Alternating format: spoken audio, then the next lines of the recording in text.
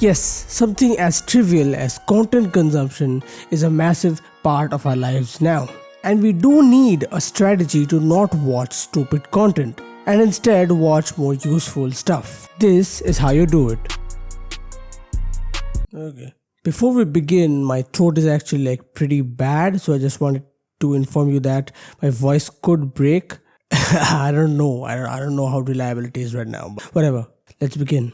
Two sections to this video. First, we're going to discuss the actual strategy. Yes, I'm going to give it away in the beginning of the video. The second part, however, is arguably the more important bit because it discusses the why to all this. Why do we need a content consumption strategy? Why do we need a strategy for something like this? But let's begin with number one, the strategy itself. What is our goal here? Our goal here is not to consume stupid content and watch instead more useful stuff like you are doing right now. The way I do it is by separating the content I consume into three separate categories. And the first section among these is specific content. So imagine this, I'm standing there in the kitchen and I want to cook something. It could be anything. And I don't know the recipe for it. I don't know which ingredients I would need for it. What would I do? I would turn on my phone, go on YouTube, search for the dish and its recipes, and I'll just watch the recipes and I'll learn. What I just did there was consume specific content. Specific content solves a very specific niche of yours. You explicitly search for this type of content. You want to learn something, you want to understand something, and so you will search about that exact topic on YouTube, on Google, wherever you want, and that kind of content which you are consuming, and that helps you with your current issue at hand. That is specific content. There was a lot of specific, and this type of stuff is alright because you implement whatever you learn from the videos into real life quite smoothly, quite easily. I'm not talking about the execution, I'm talking about learning and then acting on it. The second category would be long form content. It's selective content because your entire life cannot be summed up by recipes and tutorials, right? It's gonna be very boring. I understand you do need some form of entertainment, but how do you make the entertainment productive so that you're not watching stupid content and instead you're watching educational stuff? The main problem is 99% of the content that you will see on social media when it comes to entertainment type of stuff is all gonna be trashy, it's all gonna be garbage.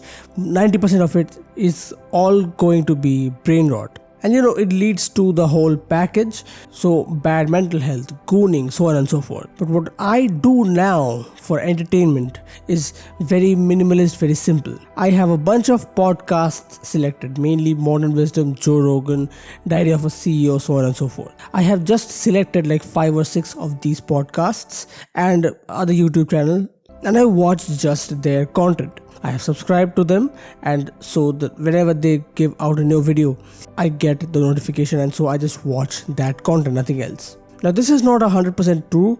I'm not a perfect human being, right? So I will of course consume shorts and a bunch of other stuff every now and then, which I know is unproductive. I know that, but it's very difficult to get out of this. And let me tell you, the way I consume content, even though I slip up every now and then, I am better than 99% of the people out there. So I think I'm credible to teach you about, because most of the times when I'm consuming content, I am consuming the healthy type of content. And yeah, when I wake up at 4 a.m, by the way, to really wake me up, I plug in my earphones and I play David Goggins' motivational speeches. I know, it's corny, it's very, it sounds very weird, but it really helps me wake up. Because you can't not wake up with an angry dude screaming in your ears early in the morning, 4 a.m. So yeah, that's most of the content that I consume. One top tip here would be, by the way, to re-watch old podcasts rather than searching for new ones. The old podcasts which have really life-changing insights, you have learned something important from those. Go and re-watch those rather than try and search for new podcasts, new content, because the ones which have changed your life have an emotional connection with you. That is why they have been able to change your life.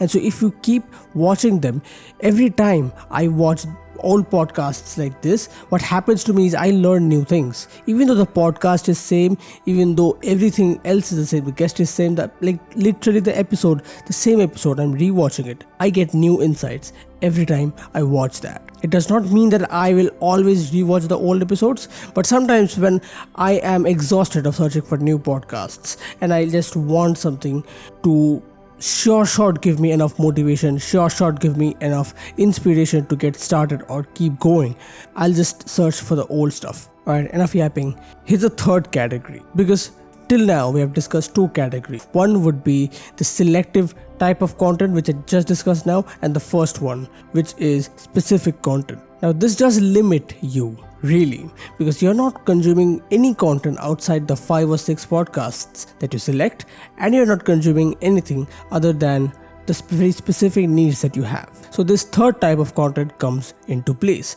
which is connecting content. So imagine this, I am listening to a podcast and some interesting guest pops up. He gives a really life-changing advice to me through the podcast, right?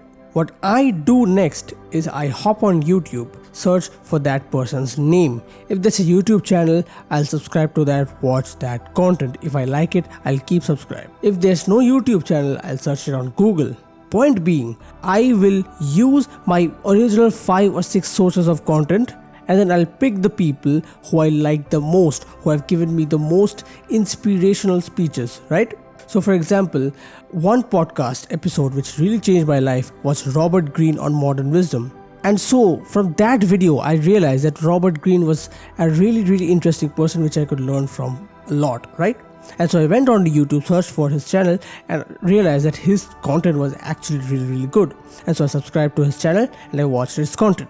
This is what I did with every single person which I found interesting on the original 5 sources of podcasts. I have just discussed 99% of all the content consumption that I do. And the trick here is just these 3 types of content is what you need to watch. Specific content, selective content, and connecting content. And other than that, whatever content that are there. And by the way, you know exactly which ones I'm talking about. Brainrot, the stupid memes, the music stuff. Okay, the music itself is not bad, but a lot of parody musics, a lot of music videos, you don't need to watch that stuff. It's not really that important. It's not productive. If you're looking to make your content consumption productive, these 3 are the types of content that you need to watch and nothing else. That's kind of it for the strategy. But here's the more important part, the why. Why do we need this strategy? Why the hell would we need to make a strategy for content consumption? Why would we need to think of productivity when it comes to entertainment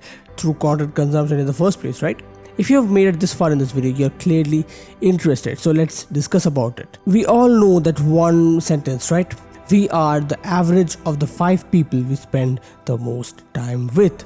I think you know which direction this is going in. If you hang around with drug addicts, eventually you will try drugs. I should probably censor that. And you know the classic, like if you hang around with businessmen, you will end up having an idea about business, even if you haven't actively tried to have a conversation with them about business, even if you haven't actually asked them questions, even tried to learn about business, you will have an idea about business simply by proxy of hanging out with business friends. The voice is starting to break. Yeah. Is it deeper now? These days, our interaction with influencers kind of depict friends. We are having parasocial relationships with influencers, right? We are watching them through our screens and we are having a connection with them, just like we would with a friend, but just in real life. You need to treat influencers like your actual friends now, okay? So the meta has changed. Instead of being just you are the average of the 5 people you spend the most time with, it's now you are the average of the 5 influencers you consume the most content of. And it's so true. If you consume just memes, the top 5 content creators that you consume the content of, if it's just memes, man, you're not a funny guy, you are just a joke. Your personality is a joke. Hard pill. Okay, like people have a hard time accepting this stuff, but your personality is a joke. People usually do not take you that seriously. People will look at you, listen to you, and will shrug you off. Whatever you say has no weight to it. Just like memes, you yourself are a joke. If you consume a lot of the sideman stuff, the blind dates and all that weird cringy stuff, if you just consume all of that, you're going to become like that. Okay, and by like that, I'm not saying that you are going to become smart and charismatic. You're just going to become cringy, and again, people will not take you seriously. But if the top 5 content you consume is all educational, not really all educational, but like some of them are business people, some of them are successful entrepreneurs, some of them are successful businessmen. Those are kind of the same. Some of them are successful entrepreneurs, some of them are successful influencers, so on and so forth. If you just consume their content, you're going to have a deeper idea about business. If you just consume their content, you are going to become the average of their 5 personalities. And guess what? If all 5 of them are taken seriously by most of the people around them, you are going to be taken seriously because you're the average of 5 serious people, which is serious. The content you consume has more role in your life than what you would imagine it to have, right? The content you consume shapes your mindset, shapes your goals. The way you set goals, that is determined by content. The way you interact with people, determined by content. Before content, how would it be determined? Most of the times it would be friends.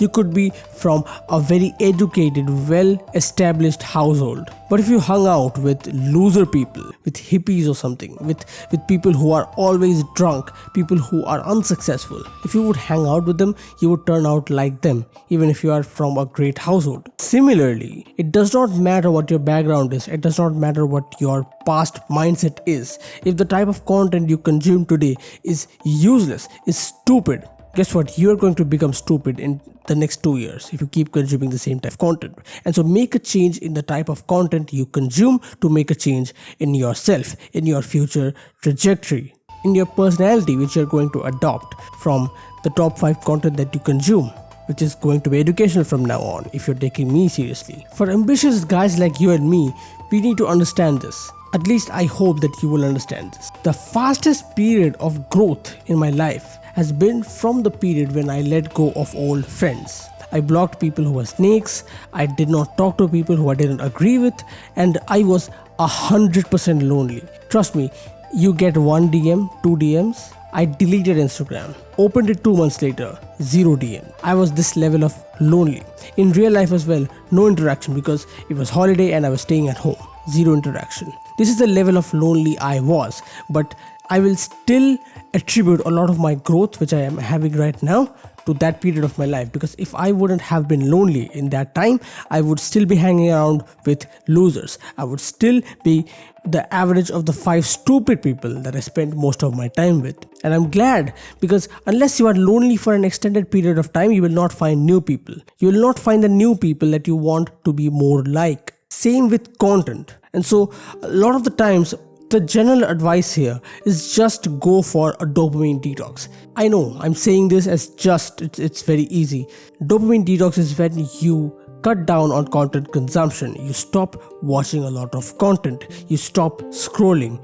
In fact, you don't watch any content at all. Like it could be helpful, it could be not helpful, doesn't matter. You don't watch any kind of content and you go on a dopamine fast. You meditate, you drink coffee, you be productive, you read books, do all that, but not watch any content. Give your dopamine receptors some rest. And after that, when you think, your thinking is going to be so clear after the dopamine detox. So clear, in fact, that you will be able to trust on your thinking skills. And then using the thinking, you will be able to select the 5 or 10 podcasts that you want to listen to and understand now and analyze yourself that, okay, here's the 3 types of content that I need to consume.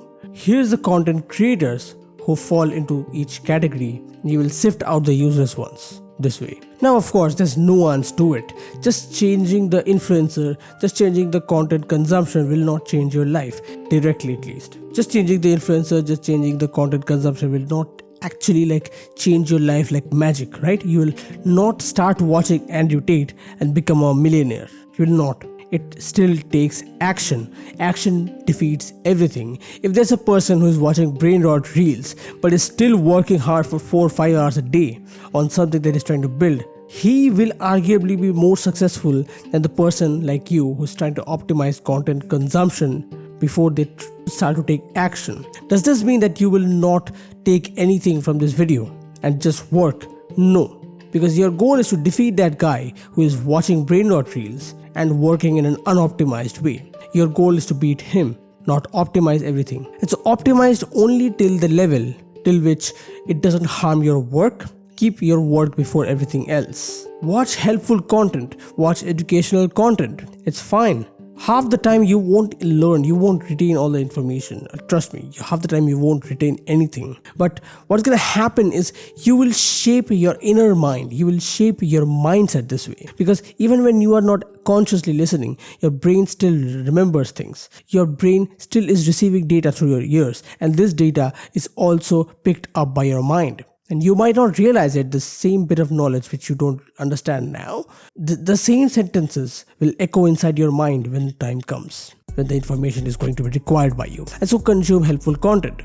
But don't sacrifice your work for it. Don't sacrifice your effort into anything. Okay? So content consumption is just a way to optimize your work, your mindset, right? Don't focus on the optimization, focus more on the work. But I will say this, to get the ball rolling, to start shifting your mindset, to start seeing some hope in your path, to start seeing the path itself, to start having some hope, having some dreams, having some aspirations. The first step which I took was change the type of content. Because when you change the type of content, you understand about new possibilities. You understand that you can do something which previously you thought you couldn't. New doors open up for you. You start seeing the path. The ball keeps rolling. The ball starts rolling. You get the ball rolling. You get the process beginning.